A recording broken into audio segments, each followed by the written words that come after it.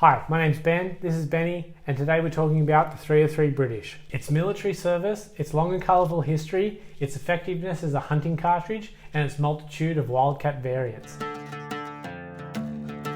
The 303 British was first designed in late 1888 at the Royal Small Arms Factory in Great Britain. Soon after, it was adopted as the British cartridge to partner the Lee Metford rifle. The military use of the 303 British is extensive. It has been used in more than 20 major conflicts since its adoption, not to mention all the minor skirmishes it has also been involved in. The 303 was the standard rifle and machine gun cartridge for Great Britain and the Commonwealth for over 60 years, until it was replaced by the 7.62x51 NATO. The 303 British originally fired a 215 grain round-nosed full metal jacket behind a charge of black powder, giving a muzzle velocity of just over 1800 feet per second. In 1891, it was changed to a smokeless cordite load behind the 215 grain bullet, increasing the velocity by 150 feet per second. This became the Mark I and then the Mark II. Unlike standard smokeless powders that are made up mostly of nitrocellulose, cordite is made up of long sticks of nitrocellulose and nitroglycerin combined. The 215 grain loads received complaints from service members that it lacks stopping power in comparison to the older 5.77-450 cartridge that the 303 replaced. As a remedy to this problem, soldiers would score a cross into the nose of the projectile until the Mark II Special was developed. The Mark II Special was the 215 grain projectile with the front shaved off to expose the lead core. This was developed in the Dum Dum Arsenal in India. The Mark II Special performed better than anticipated. This led to the development of the Mark III, which was a 215 grain jacketed hollow point. Production issues created the need for a change in the design. This led to the almost identical Mark IV. The Mark IV had issues with the jacket separating from the core as it headed down the barrel. The copper coating stayed, but the lead just kept going. In October 1899, they developed the Mark V. This would be the final version of the 215 grain jacketed hollow point. The round was soon withdrawn from service due to the signing of the Hague Convention, which prevented the use of bullets with an exposed core or indented jackets. The British then reissued the older Mark II ammunition to be used in the interim until the Mark VI was ready for production in 1904. The Mark VI was almost identical to the earlier bullet, but with a slightly thinner jacket. 6 years later, the Mark VII was introduced. The Mark VII was a dramatic change from the round-nosed bullets previously fielded by the British. The Mark VII was a more aerodynamic 174 grain Spitzer behind a cordite charge with a velocity of 2,440 feet per second. Although the Mark VII projectile was unusual, as the front third of the bullet under the jacket was made from a lighter material, either aluminium, compressed cardboard or plastic. This lighter nose shifted the center of gravity of the bullet towards the rear, which increased stability while flying through the air. But once it contacted flesh and bone, it would yaw violently or separate into two pieces, causing significant tissue damage. But since this was a full metal jacket, it did not violate the Hague Convention rules.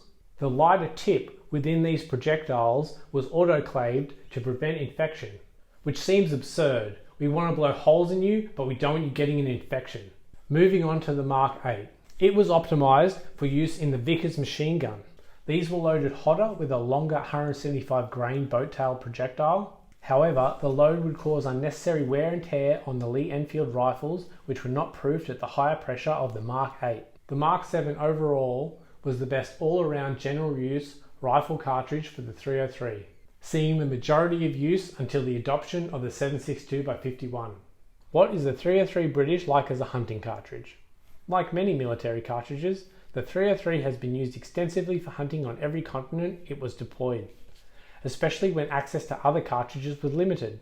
It would be difficult to fathom the sheer number and variety of animals that have fallen to the 303 over the years. Small game can be dispatched easily with the 303 British, but it's a large projectile for this task and results in a significant amount of carcass damage. This explains part of the reason for the wildcatting down of the 303 to smaller diameter projectiles.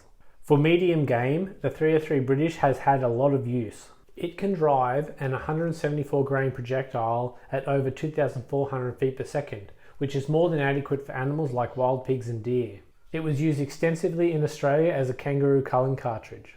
It has also had a lot of use in Africa and has taken all types of gazelle and antelope, including wildebeest and kudu. It was also used to good effect in New Zealand from the 1930s onwards to cull thousands of introduced deer that had taken over the island. The New Zealand government would airdrop cases of ammo into the mountains for hunters. These guys would wear the barrels out in their rifles shooting these deer. The 303 is a really good cartridge, but we still managed to lose a war against birds with it, back in the Emu War of 1932.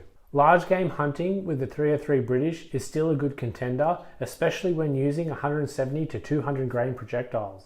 The 303 British has been a popular hunting cartridge in Canada as well, and is effective at dispatching moose, elk and black bear. It has also saw a lot of use in the top end of Australia. Numerous water buffalo and crocodile have fallen to the 303. Dangerous game.